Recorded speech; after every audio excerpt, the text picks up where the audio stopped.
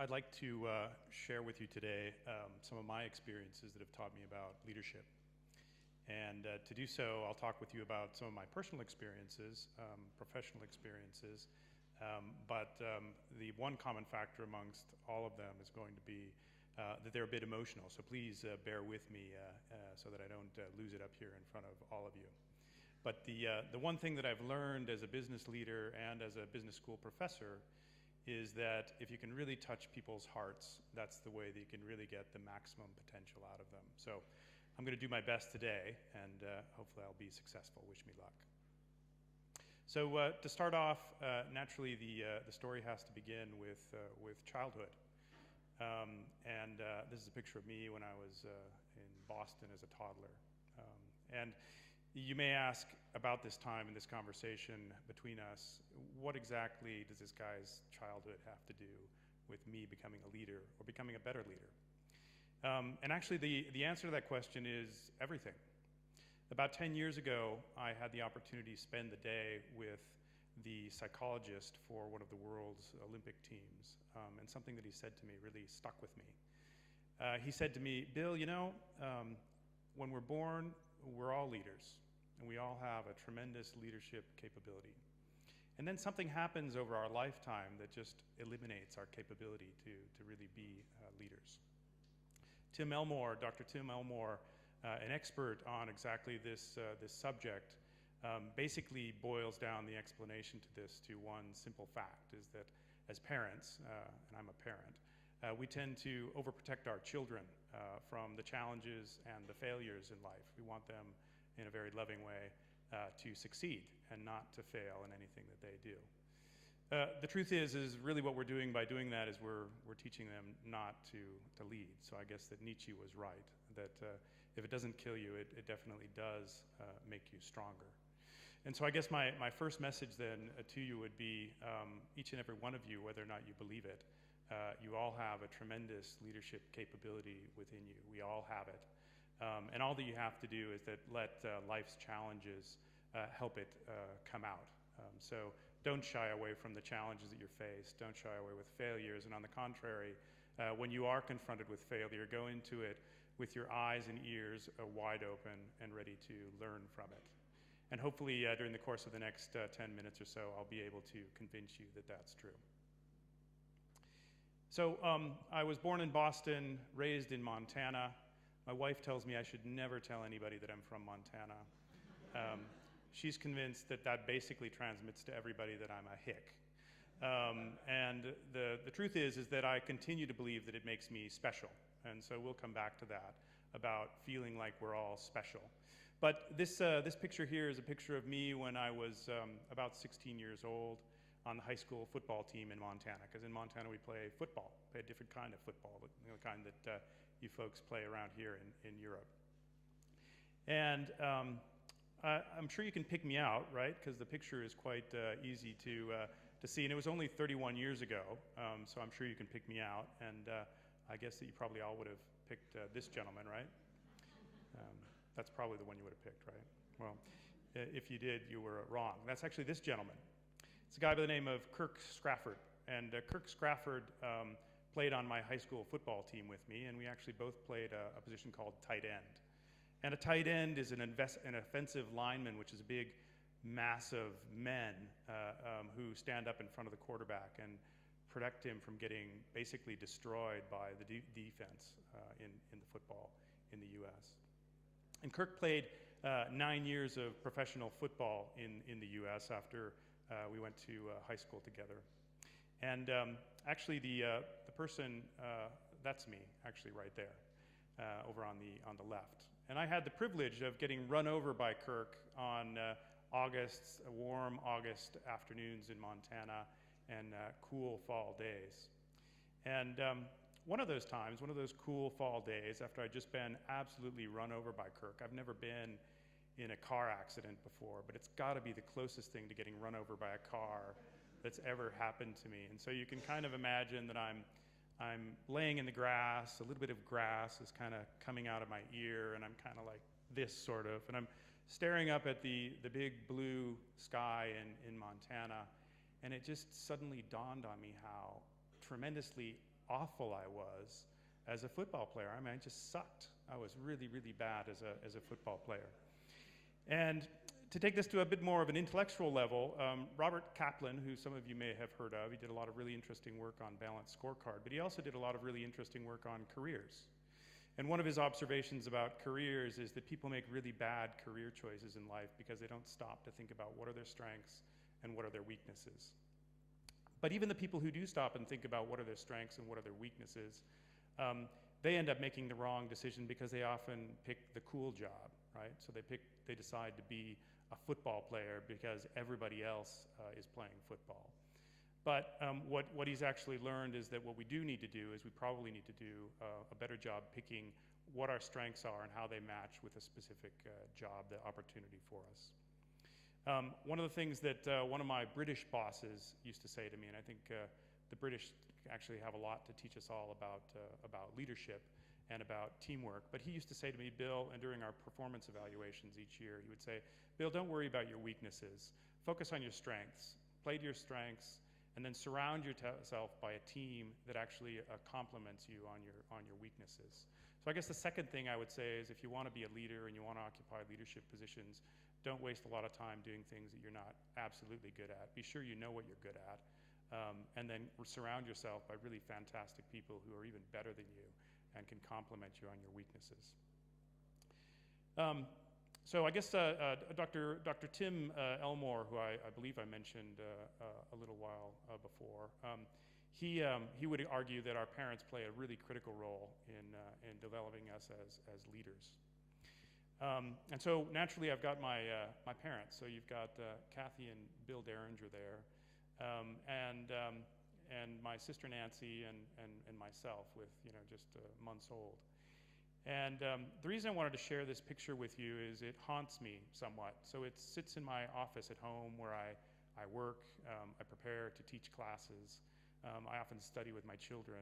And whenever I glance over at this picture and I see my parents there, I get a sudden wash of panic often coming over me. And the reason I panic is I look at them with 26 years old, today they're 72, and I really become concerned about whether or not the dreams that they had in their head at that point in their lifetime, what % of those dreams actually came true?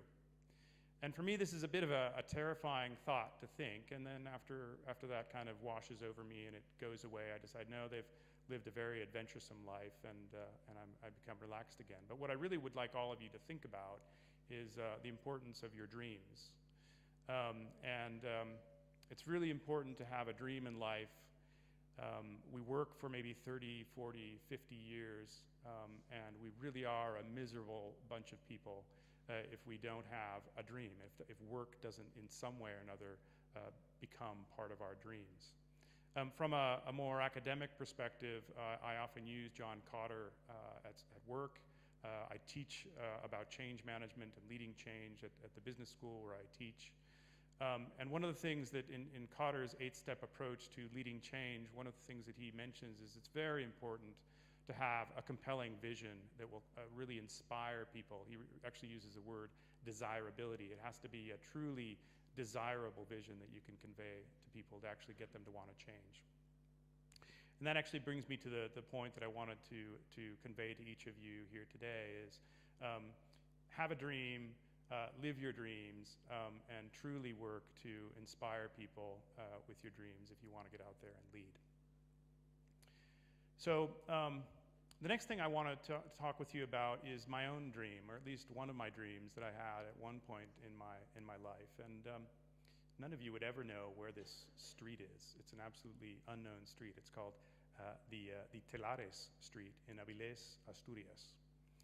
And actually, right on this street, there's a bus stop. And about 30 years ago, I did something that I don't think even people do today. I asked the woman of my dreams to be my girlfriend. And the bus was approaching, and I was panicking a little bit, didn't know if I dare do this, but I was an exchange student here in Spain. I spoke very funnily, as my wife pointed out today at lunch. And I asked her if she would be my girlfriend. And then after that, after several months here as an exchange student in Spain, I then went home. I went back to Montana, 7,000 kilometers away. Basically then, what you can imagine how I felt, my father-in-law, or the person who became my father-in-law, was quite happy to see me go. I went back. I wrote lots of letters every day. We would write to each other. There was no email then, no Skype. Once a month we would call each other. I worked hard to put myself through college and to pay for my trips to and from Spain.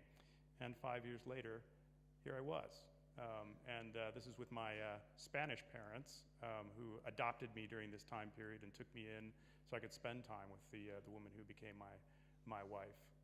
What I didn't realize is that what I had managed to demonstrate is another one of two really key characteristics of leadership, which was identified by Jim Collins. Jim Collins wrote an amazing book called From Good to Great. And in that book, he describes two fundamental characteristics of people who actually are able to get out and lead large organizations. Seem to have a problem with the T there. He demonstrated that humility is one of those characteristics, and then the other one that he demonstrated is that it's willpower. I often get asked to advise young startups and entrepreneurs on their businesses, and what I tell them is, in addition to if you want to be a great leader, if you want to lead people, if you want to actually be a successful entrepreneur, you can never, ever give up. And that's what I was able to learn through that experience. Henry Ford used to say that if you think it's possible, or if you don't think it's possible, you're probably right. What I also didn't understand is at that point in my life, I had begun something which was truly a transformational moment in my young life. I discovered that really that the world is in my hands. By becoming an exchange student in 1984, I was then accepted into the University of Chicago thanks to being able to differentiate myself a little bit further. Went on to work for an amazing strategy consulting firm for about 8 years of my life.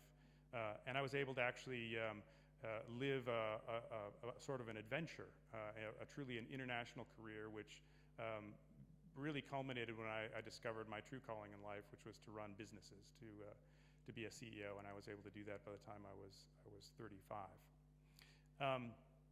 I guess that during the course of that, I worked in about 11 different countries. I subjected my poor family to about 5 international moves. If you talk to a professional mover, they'll tell you that after 5 international moves, basically your entire belongings have been reduced to rubble or lumber. So you can imagine what that's like in terms of traumatizing a family.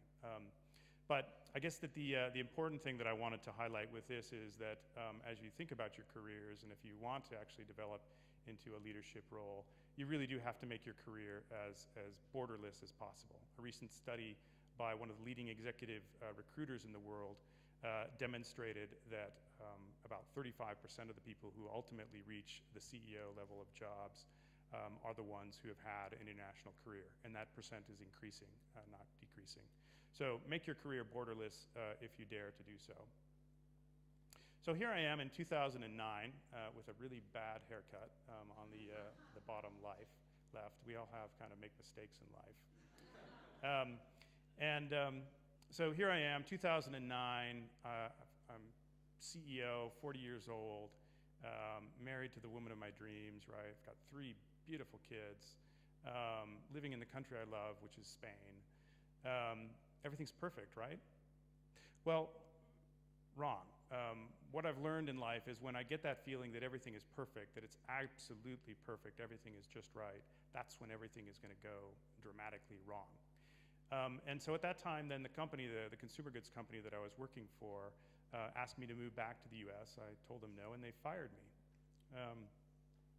And I guess to understand why I decided to do that, I think I need to bring in someone else here. And this is my daughter, Maria. And Maria was born to my wife and myself when we were 25 years old.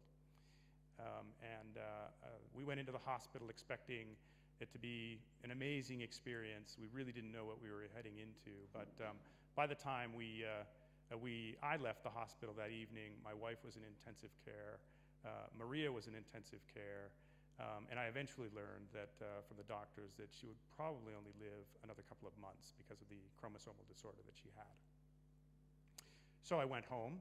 I made dinner for my in-laws, and I went to bed, and I cried like I've never cried in my life. I was literally destroyed, and the only thing that I could keep saying over and over and over and again in my head is, why me, why me? Why did this happen to me? And at some point in time, I realized that when you have kids, it's not about me. This doesn't have anything to do with me. And it was thanks to Maria that I really learned why we have kids and what I should have been thinking about. And that's really what allowed me to overcome this specific crisis in my life, which was having a child that they told me would only last 2 or 3 months.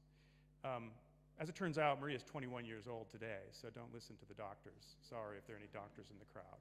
They also told us not to have any more kids, and we had 2 more, and they're absolutely marvelous. But I guess what Maria taught me to do was she taught me to love. That's a bit uncomfortable sometimes to talk about in a business environment. But one of the things that I've learned is that you can actually be affectionate in the workplace. And there are actually studies. I read a recent study in Harvard Business Review that explained a survey of about 3,000 companies from all different sectors. And it demonstrated that if you can actually be affectionate in the workplace, people respond, they're more engaged to what they're doing, and they actually deliver more. So you can actually demonstrate love in the workplace. And by love, I don't mean the kind of love that maybe some of you feel if you're here with your boyfriend or girlfriend today.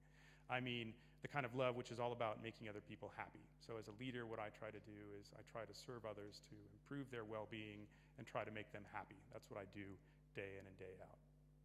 So Maria taught me love, but I guess the main message that I'd like to leave you with on this specific point, and I'll start wrapping up now, is that when you are faced with crises as a leader, as a person, you really do need to have, this doesn't work anymore. You need to train yourself behaviorally to be able to make the right decisions, and those are called values or guiding principles. Love is one of mine. It doesn't have to be one of yours. I'm going to talk about a couple more, and I've already mentioned this, which is that reciprocity is another important value of mine. So I demonstrate love to the organizations that I lead, and they demonstrate that back to me. They really do perform for me in response to that. And then the last one is integrity. So, got these great values. Unfortunately, I'm fired. So what do I do then? Well, I went out and found another job, okay, in literally 3 months. And in 3 months, I'd found the next job my dream job, right? Well, wrong, again. I went out and found a job, and after about 11 months at that job, we both decided that the project that we were trying to execute, I wasn't the right person for it. And so I was unemployed again, so unemployed twice. I'm not sure if any of you have been unemployed. I'm not sure if any of you have been unemployed in the course of 11 months. But what I would say to you is that psychologists will say that one of the three most traumatic things that can happen in life is to be unemployed. Actually, recently, a childhood friend of my wife, after he lost his job, he committed suicide. So how do you overcome this? Well, I think that probably one of the key things that you need to do in your life to be able to overcome this as a leader, you can find the keys in what Viktor Frankl said, that if you have a strong purpose in life, a clear reason why you do what you do, you can overcome almost any obstacle, any challenge, no matter how big it is. And what I've discovered is that I have a purpose, and I would strongly recommend that you find your own purpose, but I found it in people. I'm absolutely passionate about people, and that's allowed me to overcome obstacles, continue to progress in my life, to find my next CEO role, which I currently have. And every day as I teach at school as well, I also try to exercise that one purpose that I have, which is to try to help other people and to improve them. So that's it. Thank you very much.